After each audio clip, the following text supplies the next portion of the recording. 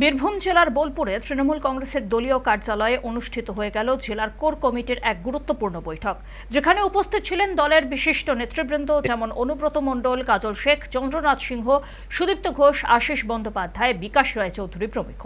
যদিও এদিন বৈঠকে উপস্থিত থাকতে পারেননি বোলপুর এবং বীরভূমের দুই সাংসদ, তবুও অন্যান্য নেতৃবৃন্দ সক্রিয়ভাবে অংশগ্রহণ করেন।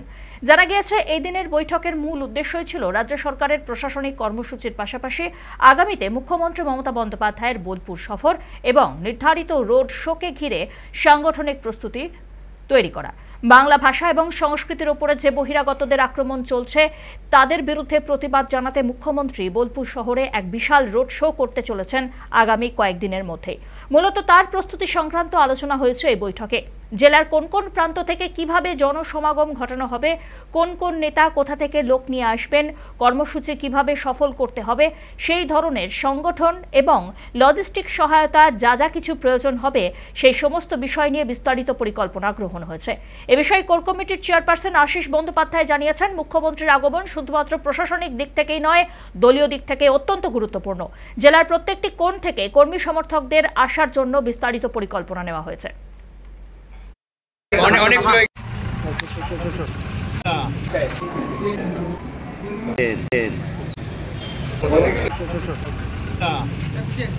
মূলত দুটি বিষয় নিয়ে হয়েছে।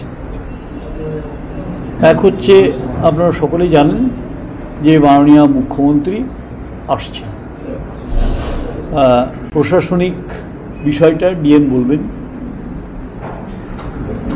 আর মিছিলের যে পদযাত্রার যে বিষয়টি, মমতা বন্দ্যোপাধ্যায় যে বাংলা ভাষা, বাঙালির উপর অত্যাচার, এই বিষয় নিয়ে যে পদযাত্রাটা হচ্ছে, সেই পদযাত্রায় বিষয় নিয়ে আমাদের সবাইকে আমন্ত্রণ জানানো হচ্ছে।